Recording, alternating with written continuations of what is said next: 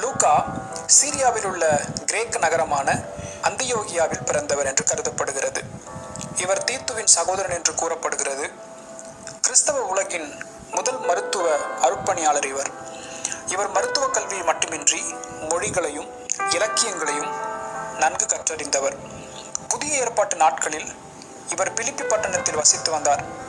இவர் லூக்கா சுவிசேஷம் மற்றும் அப்போஸ்தலர் நடபடிகள் ஆகியவற்றை எழுதியுள்ளார். லூக்கா சுவிசேஷத்தை எழுதும் பொழுது கிறிஸ்துவை கண்ணார கண்ட அப்போஸ்தலர்கள் போன்றவர்களிடமிருந்து செய்திகளை சேகரித்து ஒவ்வொரு செய்தியை பற்றியும் திட்டமாய் விசாரித்தறிந்து கடைசியாக அனைத்து செய்தியையும் ஒழுங்காக வரிசைப்படுத்தி கொடுத்துள்ளார். பவுல் அப்போஸ்தலன் செசரியாவில் காவலில் வைக்கப்பட்டிருந்த போது லூக்கா 2 ஆண்டுகளும் கலிலேயா யூதேயா நாடுகளெங்கும் சுற்றித் திரிந்து தான் கேள்விப்பட்ட செய்திகளை உறுதிப்படுத்திக் கொண்டார்.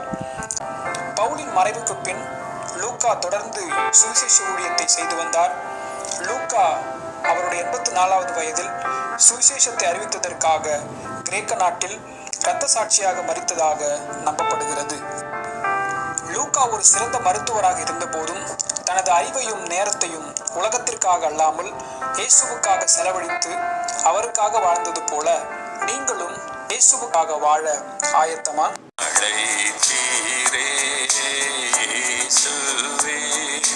அன்போடே என்னை அழைத்தீரே, ஆண்டவர் சேவையிலே மறிப்பேனே, ஆயத்தமானேன் தேவே. ஆண்டவர் சேவையிலே மறிப்பேனே, ஆயத்தமானேன் தேவே.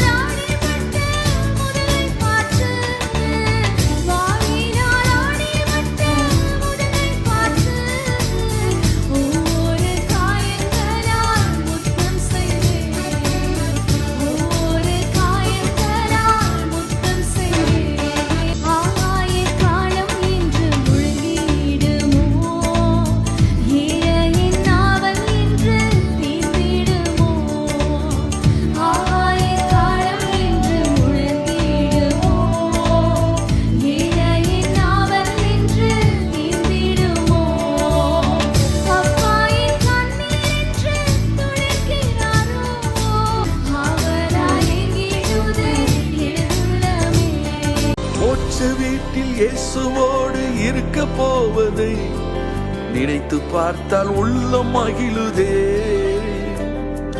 மோட்ச வீட்டில் இயேசுவோடு இருக்க போவதை நினைத்து பார்த்தால் உள்ளம் மகிழுதே.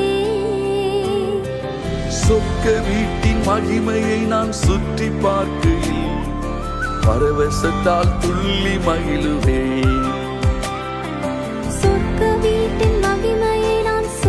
பார்க்கையில் பரவசத்தால் துள்ளி மகிழுவே. கண்ணீரில்லை, துக்கமில்லை, மரணமில்லையே, வருத்தமில்லை, பசியுமில்லை, தாகமில்லையே, அங்கே கண்ணீரில்லை.